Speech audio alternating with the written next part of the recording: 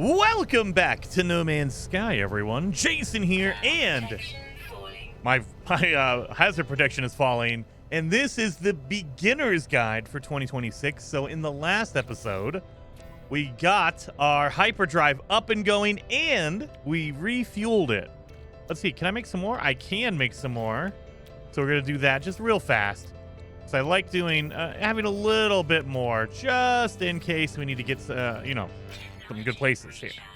So you don't need to charge it more than the one. They tell you to make one fuel, and one fuel will give you 25% of your capacity. So if you make 4, it will give you 100%. And keep in mind, every time you do a jump, doesn't matter how far it is, whether you go like a little tiny bit or to the maximum distance, which in my case is 101 light years. As we upgrade it, it will get longer and longer, or farther and farther. But it doesn't matter if I jump, 10 light years or 100 light years, it will use the same amount of fuel. So you want to try to maximize your fuel. If you're going to go a little bit, go all the way. So anyway, let's jump in here and let's go to another system. That's what we're going to do. We're going to take off. And in order to fly to another system, to leave this star system, we need to go into outer space. We need to leave the atmosphere of either the planet, or like if you're in a space station, you can't do that from a space station. You need to be in open space. And there it is right there. It gives you the tooltip, interstellar travel.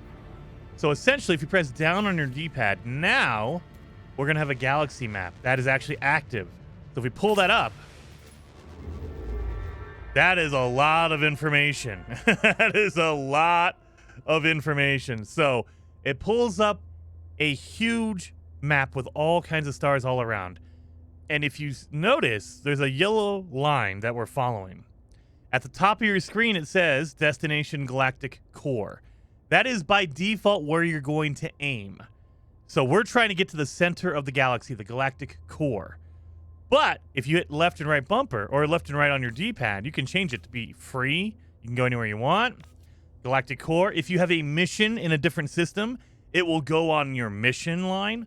There's a whole bunch of different options here. But you'll notice if I move around with the left thumbstick, it's not really taking anything. It's like just zooming in and out on my current space, my system.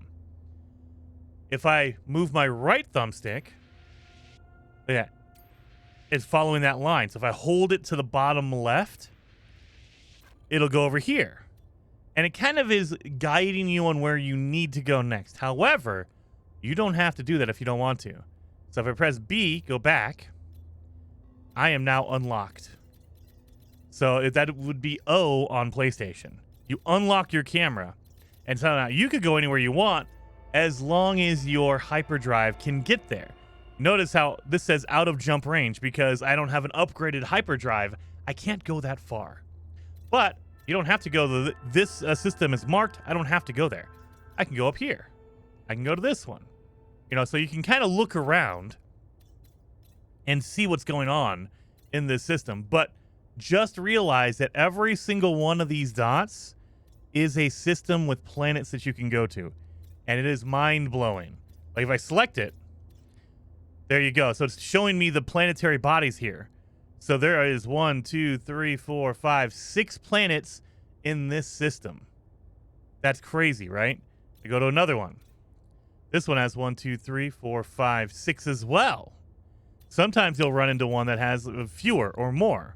There's 6 in that one. Let's see if we can find one that has like just a 1 or 2. There's 6 in that one. Wow, all these systems have a lot of planets in them. Usually you don't get that lucky. That's 5. Oh, look at, there we go. 1, 2, 3, 4, 5. Plus, there is one planet that has a moon circling it. So technically 6, but 5 planets with one planet that has a moon on it. But I mean, you can come back and look. You can do this for a long, long time. There are thousands upon thousands upon thousands. There's millions of these different systems all over the place. You could go forever and just look at all the random ones. I can pull up this one random one that's 3,900 light years away. It's a 2-planet system. So there you go. But you can go and look, and there's thousands of them. And most of these are still undiscovered. No one has been here ever. You know, because there's so many of them, it would take hundreds and hundreds of years to go and jump around. It's crazy. It's crazy. Anyway, let's go back to our... If you get lost to do any of that, you press B or O if you're on PlayStation, and it brings you back to the system you're in. So you don't have to follow the line. You can totally do that. And just hold down your right thumbstick in the direction of the line. There you go. Down. Boom. See, so it's trying to find what it's using the trail. But again, if you press B or O, you can unlock it and go wherever you want.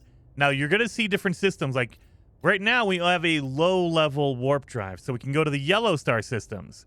Once we upgrade it, we can go to the blue ones. So we have an anomalous signal blocking us there. But traditionally, you need upgrades in order to get to these different kinds of systems. Every different colored star needs a upgrade. We have red ones. We have blue ones. We have green ones. We have purple ones. So there's tons of them all over the place, but you can't go there yet until we get our upgrades. Let's move on. Let's go to the next system. All right, let's do this. Oh, yeah. Before we move on to the next one, if you notice, every time I highlight a system, it has little symbols on it. Like this one is called Kerator, and it has a little Gek symbol, the little lizard head. That means it's a Gek system. And then there's 2 dots next to that. If I press Y, if you're on Xbox, triangle if you're on PlayStation, it brings up your info menu. So it has my Gek race, economy, data unavailable, and conflict, data unavailable. That is going to require more upgrades. A lot of the things you could do in No Man's Sky require upgrades in order to do them. So we don't know what the economy is. We don't know what the conflict is. So how dangerous the system is. Now, if we go there, it will tell us because we're there. We can kind of figure it out. So in our system, you see, it is a Viking race.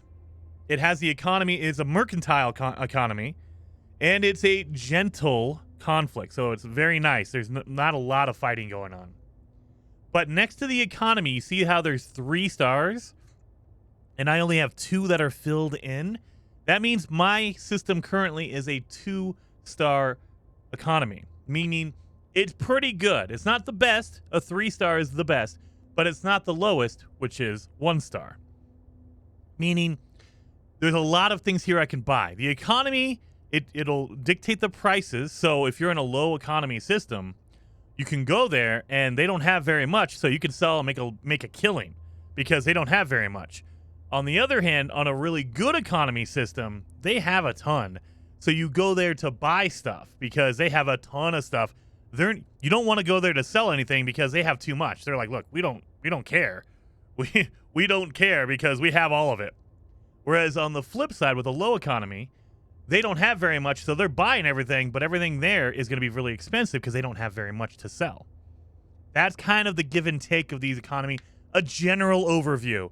There's way more in-depth with that, depending on the type of race that's there, the alien race, the type of economy itself. It could be a mercantile. It could be like a mining economy. It could be a scientific economy. All kinds of different things will play into that, but just the general overview. The lower the stars, 1-star economy, means there's not going to be a lot to buy from them, but you can sell stuff and make a lot of money.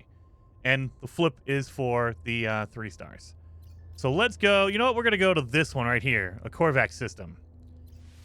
Boom. And now we're warping. We're going to go to a brand new star system.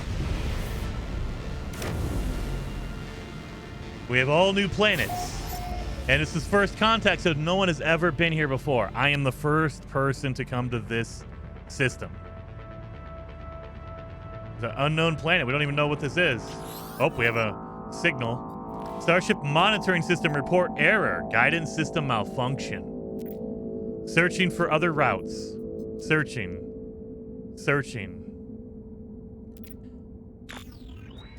Obtained. Destination in 16. 16 repeated. Accept new guidance? Sure. Guidance accepted. Plotting route. So they assume that you're only going to make one of your warp cells for your hyperdrive. So now they're going to say, oh, we'll give you some more when you get over here. So come over to this planet and you'll find a fuel source so you can use your warp drive again. Oh, another thing to keep in mind before I leave. Whenever you warp into a brand new system, you probably won't know what the planets are, so you can do our scan like we did earlier in the first episode to see what they are. There's a gamma-intensive planet, which is a radiation planet. Also, we have one over here. This one looks like a good planet right here. This is a damp planet, so it's a swampy planet. I like that. But the other thing to keep in mind is when you first warp into a system, they put you really close to the space station. So if you're trying to find a space station, warp to a new system, and it'll put you right there. And so we could just head right over to it. We're only 2 minutes away by just normal gas. If I wanted to, I could just pulse drive over there, and I'll be there in a second. Boom, done. Look at that. Beautiful. Another thing to keep in mind is the likelihood of asteroids being near a space station is very, very high. So if you're looking for asteroids, and remember, asteroids give you tritium, they give you silver, they give you gold, they give you a lot of cool metals and materials. But if you're looking for asteroids, always head to the space station. There is a 90% chance that you'll see it. Every once in a while, you'll go into a system and there's no asteroids near a space station, but 9 times out of 10, just go to the space station, asteroids are nearby. So you can come over here, grab some silver, some gold, all that kind of stuff, some tritium for fuel if you want to use that, and get it all done. It's really, really cool. I love it. So it's a really good trick that I use a lot. Go to the space station, or go to near the space station, you'll see a asteroid belt. Oh, almost didn't get that one. All right. Well, then let's go over here to the fuel source. And then while we're going, like this is like an animation thing because they're just trying to get us over there. I'll pull up my inventory, and this is when I will start moving stuff around.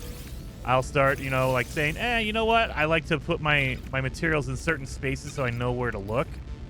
So that's why I do that. All my fuels go on the bottom right-hand side of the screen for my inventory. Things like that. So I will do that. You can also, we haven't done that yet. I haven't showed you guys yet. Guys, you want to maximize your inventory. And that means moving around your general stuff, but also, this is going to be fuel or metal right there. Fuel right there. The other thing is you want to make sure you put like upgrades with like upgrades. So you want a launch thruster upgrade to be near your launch thruster. It's going to be kind of hard because our rocket launcher is right there blocking it, right? All you have to do is press X if you're on Xbox, square if you're on PlayStation, and you can pick it up and move it anywhere you wish. Look at that. And you can do it as many times as you want. You just say, hey, I want to go over there, whatever. So maximize your room because we're going to start getting upgrades for like our shields. You want to put that near your shields, and we'll talk about that later when we get that. The other thing to keep in mind is you see this glowing box? That is a supercharge slot, meaning it will supercharge whatever you put in there. Basically, it's an extra 25% boost to whatever you're doing generally. So let's say my, let's do... I don't have a weapon yet. We'll do a weapon later on. Do I have one in here? I do not. So I'll be able to show you numbers because it's easy to kind of see. Like if I go scanner range, we might be able to see a boost on this if I do this. So you see, I like seeing the numbers on the actual item. It's supercharged, but you can kind of see it over here. My scanner range is 250 units with it charged. If I move it, it's 200. So it went up by 50 units. It went up by 50 distance just by putting it in right there. And that goes for anything you put in there. Now, granted, your terrain manipulator is not going to give you anything better. So you're not going to get very much out of that. There are some things like your visor. Your visor is not going to work extra hard because you put it in the supercharged slot. So there are some things that do not benefit from being in a supercharged slot. But for the most part, my mining beam, I will get some extra mining beam. It'll do a little bit more damage, and that's awesome. I'll be able to break up a lot more stuff. So just keep in mind there's some other stuff going on in your inventory. So placement of your all of your technology is key. And my game just crashed. Why did my game just crash? Well, let me pull it back up again. So as I was saying before, I was rudely interrupted by that game crash. Always keep your eye on your inventory and maximize it. So like, for instance, in my exosuit, I like to move everything around and give it space so I can put upgrades near it. So I'll do that at first. That way I can get my life support upgrades near my life support. Jetpack upgrades near my jetpack. Things like that. So that's why I kind of move stuff around. And I use the pulse drive, whenever you're trying to fly to a planet, you have like a good 30 seconds anyway. You might as well use that time to go in your inventory and kind of optimize it. At least that's what I do. So let's come down here to the fuel source. And just like with everything else, it's a target sweeper. I'm guessing this building right here is going to be the actual target. It'll mark the one behind me because, they want you to get down and land and walk around a bit. But I'm pretty sure this is the building right here. So once we land, we can get out and look. And yep, there it goes. It actually put it right there. So this is what's called a monolith. So this is an ancient alien structure. And we haven't gone over the knowledge stone yet either. So these are knowledge stones. You can find these all over the place. Like if I run around, I can see one over there. So these knowledge stones are all over every single planet. And now they're spread out, so sometimes you have to run a good distance before you run into one. Other times you can just trip over them. They're all over the place. But what they're used for is learning the alien language and the alien language of that system. So this is, I believe, a Korvax system. So all of these knowledge stones will teach us Korvax words. If I go to a Gek system, all the knowledge stones in that system will teach me Gek words. So let's go here. The wisdom of the Korvax. I don't know how to say any of that. Nutty, nutty, nutty. The stone resonates, producing a sound that fills my mind. A vision begins to take shape. A robotic life form turns towards me. Light stems from their metal shell, forming a glowing fog that surrounds us both. They gesture towards me. I'll accept that knowledge. The name Korvax floats in my vision, an echo of the strange vision I just experienced. A word in this alien tongue is seared into my brain. So that is the introduction. So now I've learned my first word from a Korvax knowledge stone. So now any other knowledge stone I touch that is a Korvax one will just give me the word. They won't do that introduction every single time. So it's kind of nice. You don't have to worry about doing the whole like cinematic every time you want to learn a word, because there are a ton of words you can learn. But like this one, I just learned the word for traveler. So now I can just run by and grab a word. I learned the word for entity. So that's kind of a really good thing, especially if you're going to be in a system and you're talking to the aliens. Sometimes they'll speak in riddles, and if you know their language, you can actually help them. They'll ask for help. They say, hey, I need help with this thing. If you don't know what they're talking about, you won't be able to help them because they give you multiple options. Like you could just give them an item, you could help them with a thing or whatever. So it really does help if you want to go down that route. And again, remember, in our last episode, we went over the catalog. We went over, like, the Korvax. If you want to do their missions and help out the Korvax, it will increase your standing with them. Like right now, I know 4 out of 5 words. I'm about to level up on my Korvax. So if you're trying to get, in the good graces of a certain alien, absolutely go and learn their words. That way you can talk to them and do all that kind of stuff. Well, let's do this. Interact with the heart of the anomaly. This structure is unlike anything I've encountered on my journey so far. Everything about it is so obviously alien, so obviously out of place. As I stare at it, words form themselves in my mind. A strange fragment of broken speech. Is it traveler? Is it friend? Now you're asking, like, what are you? Oh, I am a traveler. It feels strange responding to questions I'm unsure that I'm being asked. But something has clearly taken notice of my reply. I am overwhelmed by a sense that something has awoken, that someone is watching me. It forms another question. Is it first? Is it last? I am the first. I'm the first one here, right? I do not know how I'm being spoken to. This monolith is ancient, and I cannot escape the feeling that it has asked these questions many times over. It asks again. Have they seen the Crimson Eye? Has the Crimson Eye seen them? The Crimson Eye has seen me. The Eye has seen it. Okay, sure. You know what? Both. You know what? We're going to say both. Likelihood of anomaly exceeds safety parameters. Breach detected. Alert. Alert. The boundaries fall. The walls collapse. Your universe awaits. Find us, traveler. So this is when you find out that you are a traveler, which is not one of the big races. Like, there's travelers, there are Korvax, Gek, Viking. Those are the three main ones. You have some others going on. You have the anomaly, which is you. But there's also travelers, which you are a part of as well. There's a lot going on. We'll get into the details later on.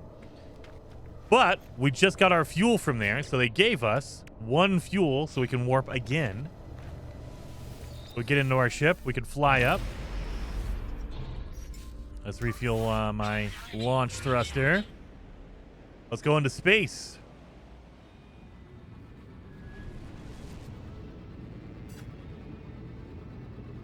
Explore the nearby planets or search in a new system. All right. Well, I didn't see any good planets here, so let's go to a new system. Let's see what we got going on in here. So this is where you can kind of look around for a system that you want to go to. So I will give you a beginner tip that will help you out immensely in the game. When you highlight a system, you'll see it says the name of the system, which is, like in this case, the Utsa Shire. And underneath that, there's orange lettering that says 29 LY. That's 29 light years away. That's the distance from your current position. G6F is that geolocation. And at the end, it says water. That means you can find water in this system. There are planets that have water on them. You go to another one. Like, let's find one with no water on it. Right here. 133 light years away. F1F. But there's nothing next to it. That means every planet here is dry. There's no water around. So if you're looking for a water planet, you definitely want to look for a system that says water on it. But you can use that to your advantage because there are other unique systems out there called dissident or corruption. So if we kind of look around a bit, I bet you we can find a corrupted system around here. Water, no water. Water. Let's see if we can find a dissonance. Nothing. Ooh. We don't have any systems? Dissonance. Okay. So this system, it says 95 light years, F2F, and then dissident. This is a special system. It doesn't tell you if it has water or anything on it. It tells you it's dissident, meaning it is corrupted. Let's go to this system now. So you will find them randomly spread out throughout the galaxy, throughout the entire universe of No Man's Sky. And these are very rare. I shouldn't say rare. They're very hard to come by. Oh, someone's already been here. Discovered by Knotsman. Okay, so someone's already been here. We've been to a system someone already been to. And someone already found. Oh, we have new missions on the base archives. What is going on here? Let's go to our log. Okay, look at this. We have missions now. We have our main mission, which is Awakening. And then we have our base computer, so we can do that mission. We can do our base upgrades. Or we have our exploration. So this is all about exploring and scanning everything on a planet. We have this one right here. Travel to the stranger's coordinates. What does it say? No. Up here it is. Incoming message. Incoming transmission. Source unknown. You are not alone. Please identify yourself. This is the thing we happened earlier. Yeah, we'll identify ourselves again. You left me. Why did you? I don't understand. What do you mean I left you? Of course you'd say that. Of course you would. Just like all the others. What? I mean, what others? What are you talking about? There is no reply. The communicator falls silent, though the channel remains open. So now we know where their location is. So we're going to go over here. So we have a freezing planet, but you'll see it has something called salvageable scrap on it. Oh, we have pirates scanning us. Let's talk to them. We offer a trade deal, friend. Your units or your life. So if you go into high conflict systems, pirates, outlaws will attack you regularly. So if you don't want to fight them, you can just say, hey, actually, here's some money.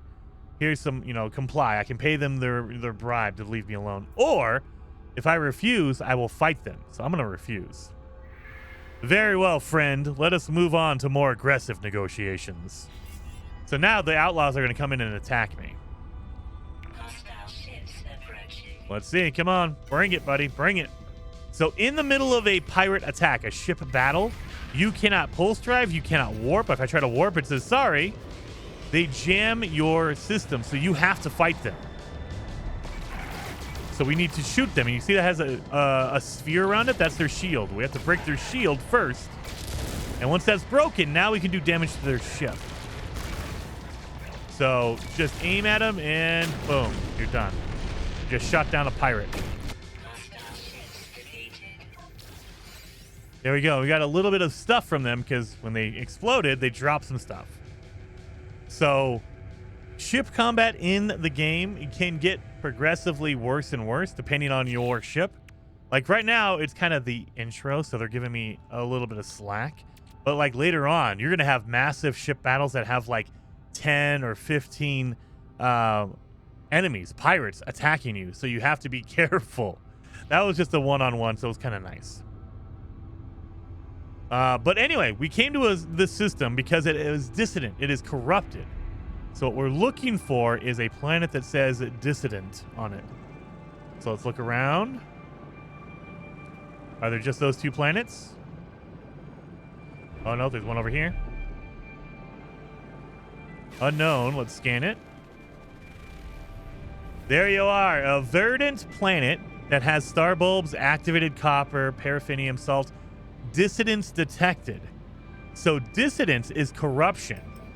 If you go to a dissident planet, it will have purple crystals all over it, and the sentinels are corrupted, meaning they are different. They treat you differently. They don't care about you mining up resources. They care about you getting the crystals. The Atlantidium is what it's called. But there are some really, really good items on these planets that you can find. So I would highly recommend, especially early on, this gives you a advantage early on, coming here and finding a dissonant planet. Go land on it because we got some stuff we got to take care of.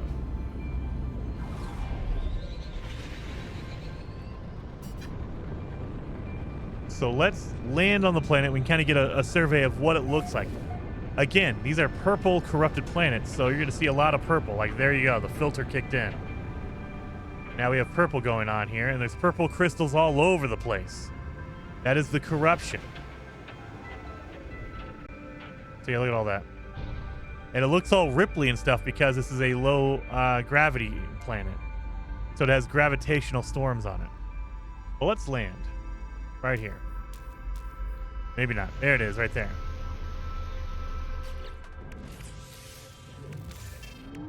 Move that out of the way. So if we look around, you'll see there's purple crystals everywhere. We can break that. That's called Atlantidium. That is a new material that they've given us. And this is something that comes from corrupted sentinels, the bodies of corrupted sentinels. And if you pull out your visor, you'll notice there's new things now. We have radiant shards that are marked. We also should have a resonator. There it is right there. So a resonator is a special machine that's only on corrupted planets. And it gives you some really, really good stuff. Now, keep in mind, resonators are protected by corrupted sentinels. And the corrupted sentinels look different than normal sentinels. So let me get close and I'll show you what they look like.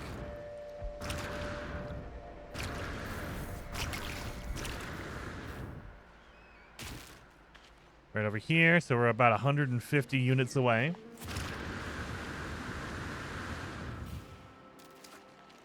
So as we get closer, you'll notice.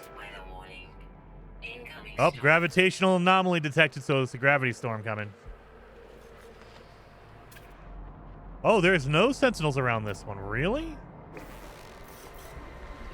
There are no sentinels. There usually is. They're protecting this thing. Oh, well. Well, these machines are important because if you walk up to them, you see it says dissonance resonator. Oh, there they are. There's sentinels right here. These are sentinels. So these are arachnid sentinels. It's a quadruped. Excuse me. They are protecting this. So if I attack the resonator, they will attack me. But if I just do this, like if I just, where's anything else I can grab? They also protect Atlantidium. They don't like it if you take it. So if I do this, they get active. They're like, hey, don't do that. But if you look at it, if you get really close to these resonators, it'll tell you below it in purple what you are going to get from it. This one is giving us an echolocator. That's important. We want that. And so we need to destroy this machine in order to get that echolocator. If you're nervous about it, you don't want to mess with these sentinels because they are stronger. Corrupted sentinels are stronger than normal ones. If you don't want to deal with it, all you have to do is get more than 100 units away, about 125 to 150. Make sure you can see it still. See, this is a problem. I can't see it because there's too many hills in the way. Can I get up on this tree? Nope, I cannot.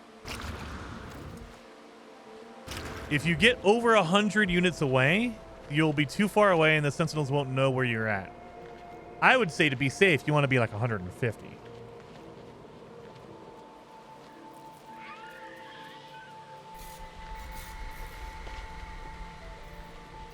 Let's see if I can get it from this angle over here. Oh, yeah, 160. There we go. That's good, right? So if you aim at it from here, now the sentinels are pissed. They're like, what are you doing?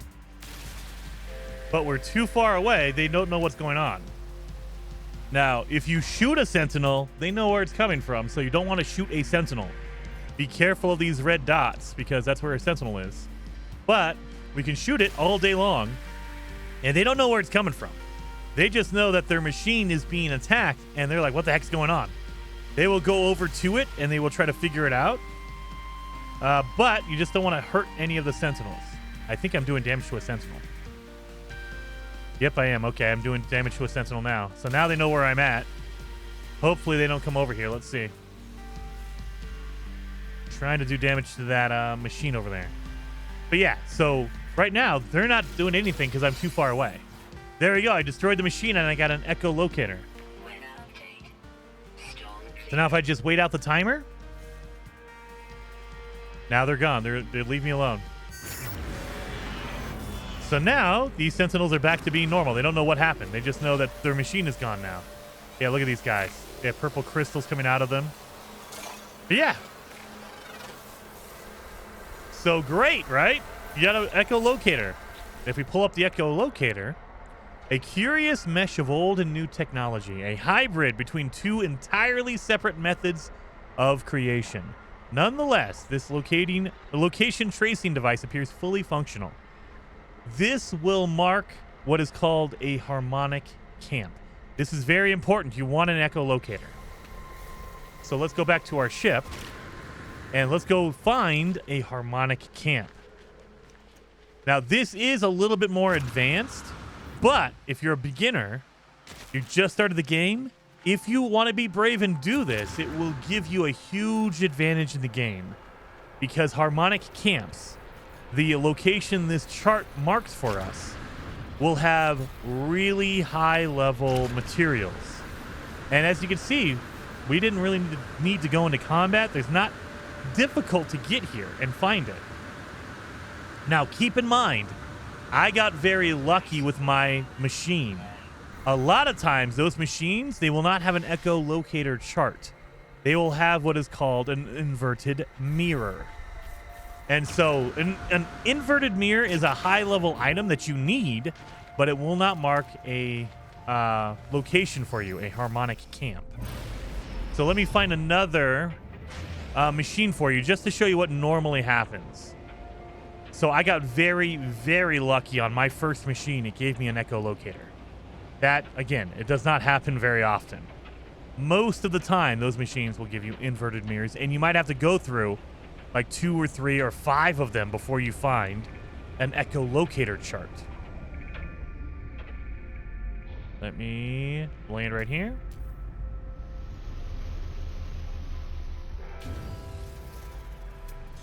Look around for an echolocator, or not, excuse me, a resonator. No, no, no. No, no, no. No, no, no. Unknown building over there. I'm not seeing an echolocator chart.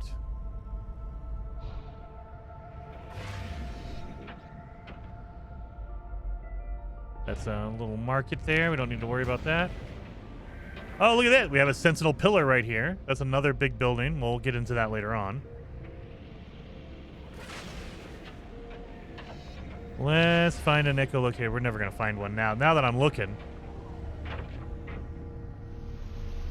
Let's see. Come on. We're just looking for that little machine symbol with our visor. Yep, I'm not seeing anything.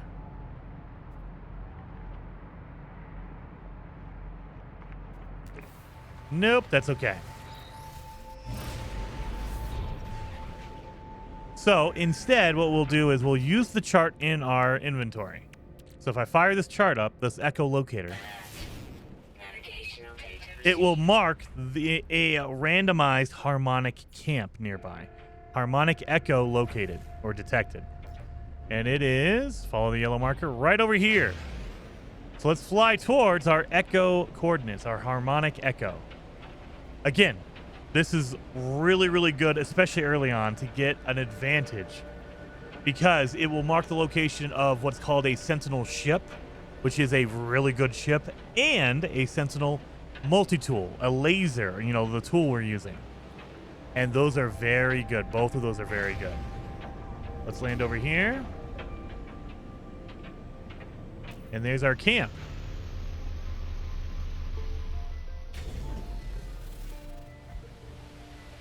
So here's a camp, and you can find this on your own. You don't need a chart.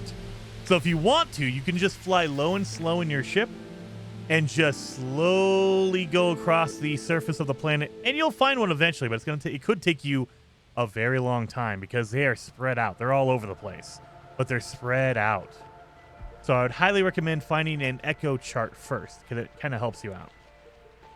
And in this camp, you'll find these wheelbarrows. They should be in a wheelbarrow. They don't have any textures on them. So yeah, they need to fix that. But these wheelbarrows will have junk in them. If you go through the junk, you'll find, I got tainted metal. That's a very good item. Go through this one. I got rusted metal out of that one. But there are some, wheelbarrows all over the place. You can kind of run around the camp and grab all the junk that's in these wheel barrels. Right there. Right there, we got some goop. We got a suspicious packet of technology. I'll take that. Rusted metal. So the other thing you'll notice is they've marked a computer, the harmonic interface.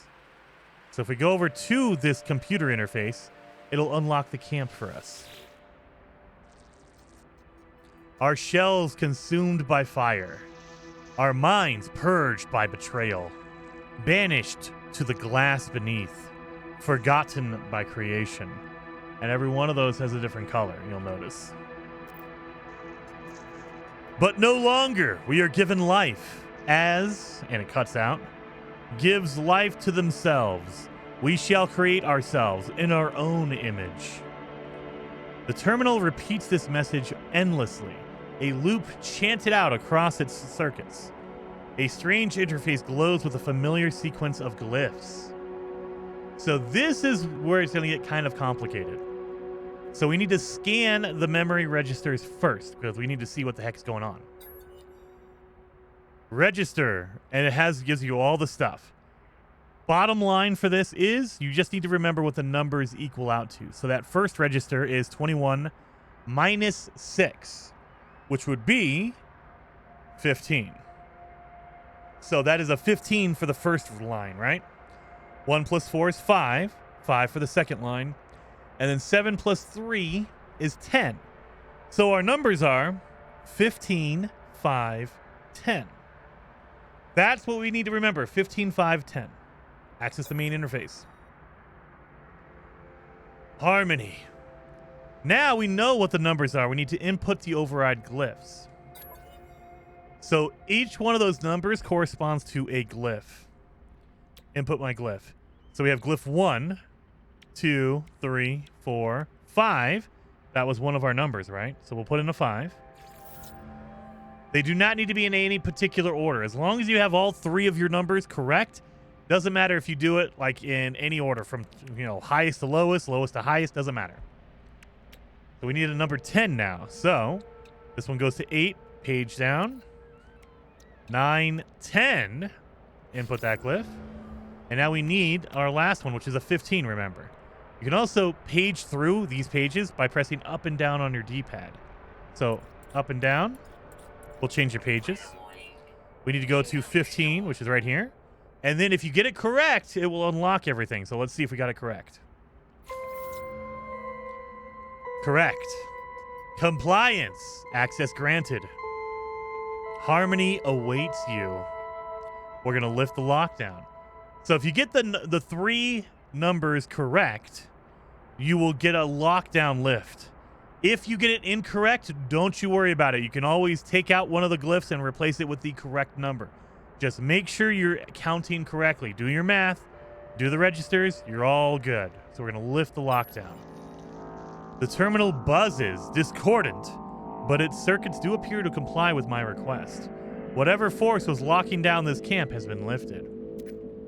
With the lockdown lifted, the terminal spits out blueprints for a piece of hybrid jetpack technology, a fusion of sentinel and something else. Something familiar and yet distant. So now I have a new jetpack as well. This is a cosmetic. I can turn on the exosuit visual enhancement. It's a cosmetic. The Aeron turbojet. So you get some cool wings for doing this. So we're locked down. We're lifted the lockdown. However, not everything is done. We need to go back into our harmonic interface. We lifted the lockdown, but that just means we can access everything. The terminal has ceased its digital whaling. I am permitted to access the camp's systems. So we need to deactivate the multi-tool seal. Accord. Harmonic seal deactivated. So now we can come over here, and there was a toolbox that was on lockdown, but because we unlocked it, we can get this weapon terminal. Let's see what we get. So this is a Sentinel multi-tool. Now you'll notice there's some pieces on here that are red with an exclamation point. That means they're broken. They're critically damaged, and we need materials in order to fix these items. But this is the cool part. These multi-tools are absolutely free.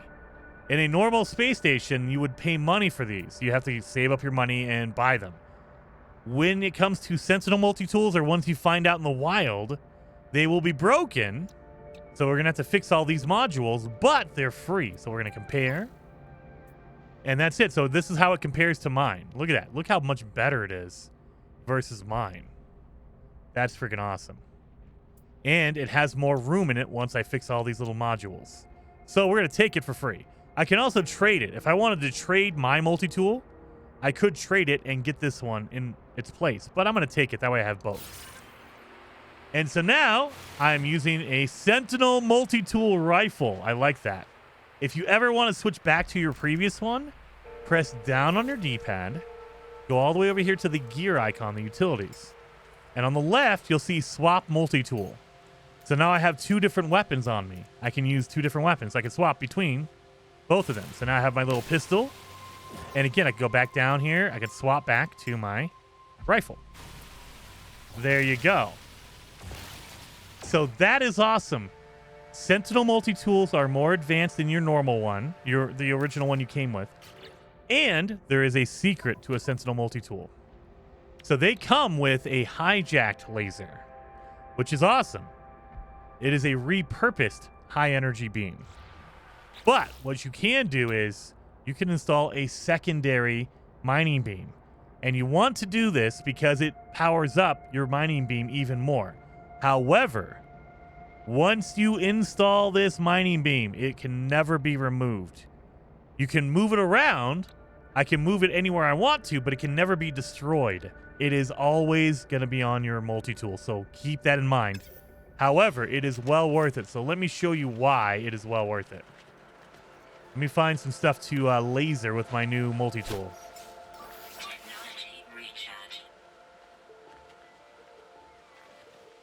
Dun, dun, dun.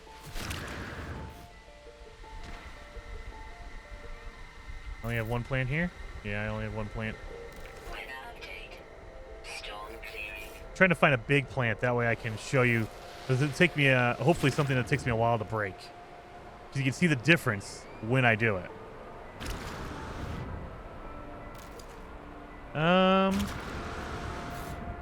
There are not a lot of rocks around here either. Dang.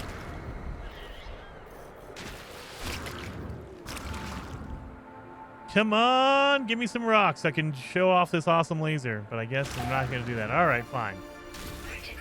Oh, fall damage almost killed me. Wow, that was not good at all. What a dummy.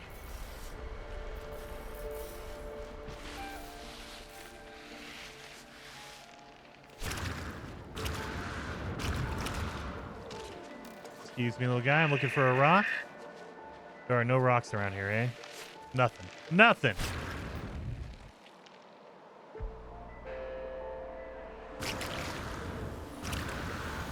Nothing here either.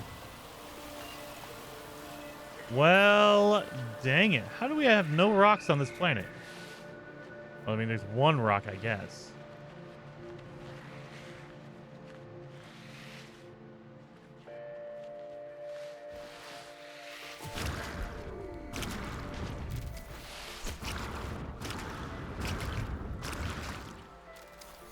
All right. Well, I mean, I could use the crystals, so laser it. Boom. You see how fast that is? That's why I wanted to use something that's a more difficult item to break, because I want you to see the amount of difference there is here. But there are seriously no rocks anywhere, huh? Yeah, seriously, there's no rocks anywhere. Are there any underground items? None. None whatsoever. All right, well, we'll show it on the other planet. So we'll find rocks later on. I'll show you what I'm talking about. The other thing you want to do with that harmonic camp that I left is you can search for a sentinel ship. I mentioned that earlier. That's what you want to do because sentinel ships are awesome. They're one of my favorite ships. Now later on we'll get access to corvettes, and that is a whole different deal. But in the beginning, you're not going to have a lot of money. You're not going to have a lot of resources. And so getting a sentinel ship is very awesome. It helps you out a ton because you're able to do a lot more with them. All right, there's some plants here. No, you know what? There's rocks. There's 2 rocks here. Let's hit this rock first. See how fast that was? Now, mining beam. So now I have 2 lasers, right? It almost doubles the speed. It basically doubles the speed because I have a mining laser on. I have 2 mining beams. The other factor in this is my laser. Look at that. Look at the speed on that, or look at the top right. That's the overheat meter. Look at how slow that is going up. In my normal multi-tool, Let's go switch back to my normal multi-tool. If I use my laser, look how fast that overheat is happening. Like, you can laser for a while, but, you know, I got, what, a good 10, 15 seconds? And then it overheats. And it gets hot, and it has to cool off. So, Doom, right? Switch back over to my Sentinel multi-tool. Look at how slow that meter goes. Because we have 2 lasers, it basically doubles the damage and cuts the overheat in half. And this is before we have any upgrades on it. Like, we do not have any upgrades, and so upgrades will make it last longer, will make it more powerful.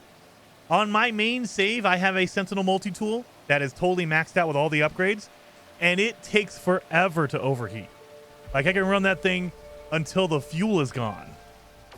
So that is why you want a Sentinel multi-tool. It is a huge advantage early on. You can get rid of everything, and you don't have to worry about, oh, I need to stop and let it cool off, or I need to make sure that I have enough. Nope, you're good. It's just blowing through everything. Look at that. Boom. Love it. Love it, love it, love it. These are my favorite. I love the Sentinel multi-tools. They are so good. So let's go back up to the camp, because the other item, the Sentinel ships, are freaking awesome as well. Sentinel equipment is amazing. Get all my blue crystals out of there. Let's get up here.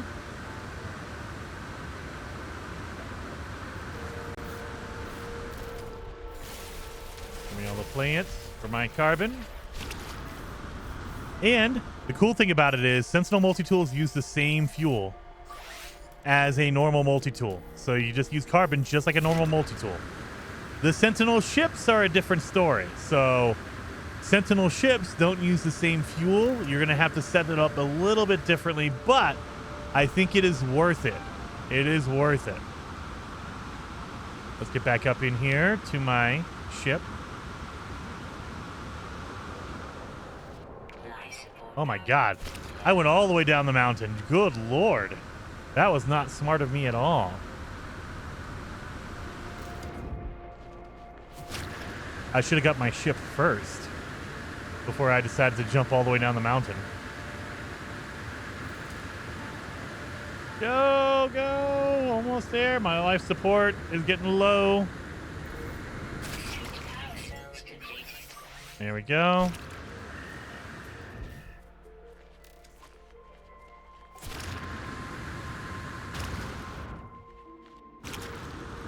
Go, go, go.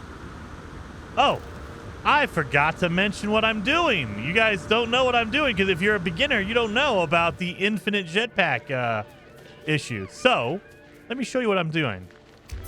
In No Man's Sky, you can use your jetpack infinitely if you go up a vertical surface.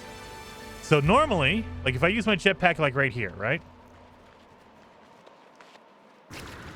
2, 3, 4, 5. I got up to there. I mean, I got pretty high, but I didn't go all the way up. In No Man's Sky, they don't want you to be trapped in a hole. Like, if you can't get out, that would suck, right? So, if you're facing a vertical, meaning a totally flat surface, and you use your jetpack, it basically doesn't use any fuel. Because they think that, oh, if you're stuck in a hole, you need to get back out of it. And so I can use my jetpack infinitely as long as I'm facing a vertical surface. If I, for instance, turn around, now I have no jetpack. So you need to be facing the vertical. Oh God, I'm gonna die.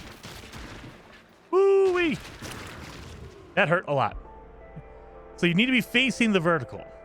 And so I use it to my advantage all the time. If you're going up a mountain, don't go up this little tiny angled piece, because this side, it will make it difficult. I have to use my jetpack.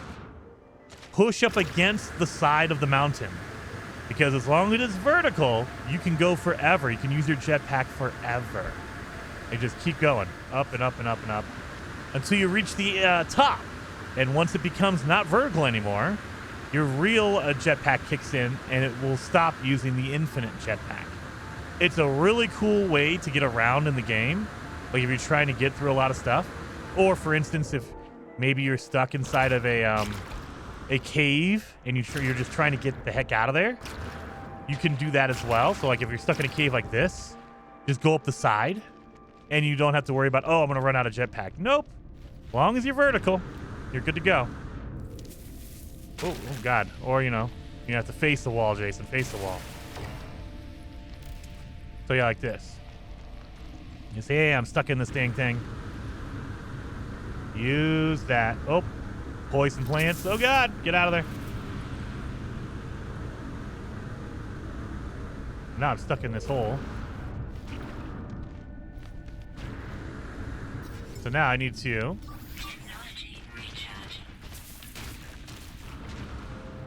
get down to a flat spot so I don't stop falling.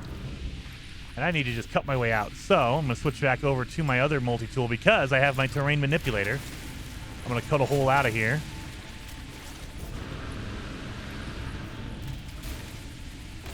So I can get the heck out of here and jump back down to my ship. Anyway, sorry. I had to sidetrack back there. Just show you, because some people don't realize, oh, you can use an infinite jetpack if you just go up a vertical surface. You can. Let's find our sentinel ship. So we go back into the harmonic computer right here. Let's locate a dissonant spike. And so this is going to find a random sentinel ship in this system or in this planet.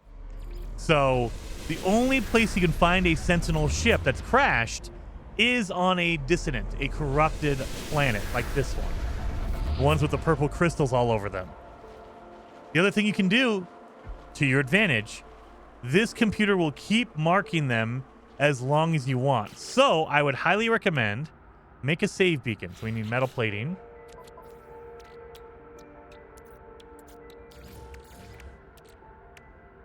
We need sodium nitrate, I believe, right? Yes, we need 15. So I need to refine my sodium into sodium nitrate. Let's do that real fast. Technology recharge. Sodium nitrate. So we'll do that. That way I can make a save beacon, because the cool thing about a save beacon is it's visible from space. It's one of the few items that you can see from space. The other thing you can see is your base computer. That way you know where your bases are. So what I do is I go into my build menu, select your save beacon. But before you place it down, you can actually change the colors of your save beacon. So press select on your controller. If you're on a mouse and keyboard, it is colors is G. But if you're on a controller, press select.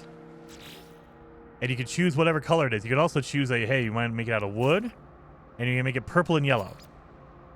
There you go. So now my save beacon is purple and yellow, and it looks like it's made out of wood, or red and white, and I can make it look like it's made out of stone, or rusted metal, or just regular concrete. Whatever you want to do. I like wood and purple. Purple and blue. We'll do that one. Right? No. We'll do purple and lilac. There you are. That's a good color. So that color will turn the color of the beacon that as well. So now we're done. Place it down. So now I have a save beacon. You don't need to save, but I like saving. And so this marker will be visible from space. Let me show you what I mean. Where's my ship? It is over here.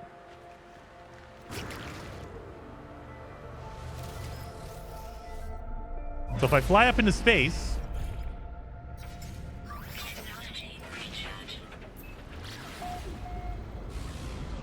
I look back down. Look at that. Save beacon. So I know that is where that harmonic camp is because I put a save beacon down. You could see that from anywhere. And you can see multiples of them. Now, it will only show you, I believe, up to 5 different save beacons. So you can't abuse it. You can't put down like 100 save beacons. It's not going to work that way. It only shows, I believe, up to 5.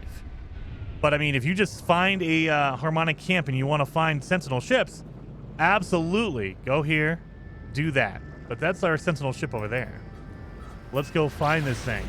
Let's go see what kind of ship we have. And holy crap, it's already been a long time on this episode. I'm going to have to cut this thing short. But I want to see what the ship looks like, so we're going to have to go down here and check it out. At the minimum, let's see what it is. And in the next episode, we will make it into our own ship.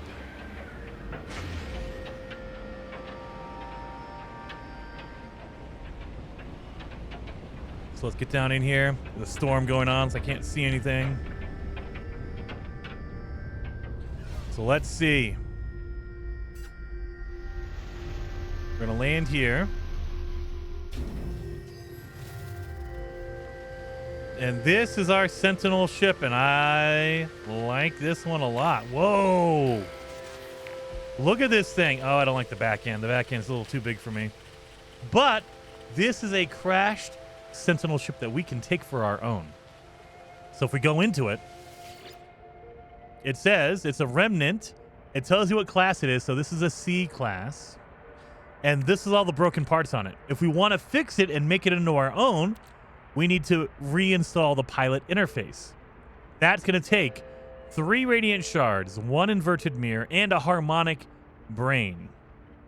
These are things that we are going to do in the next episode. So hopefully you guys are excited about getting a Sentinel ship. I will see you guys in the next episode if you are. So see you guys then.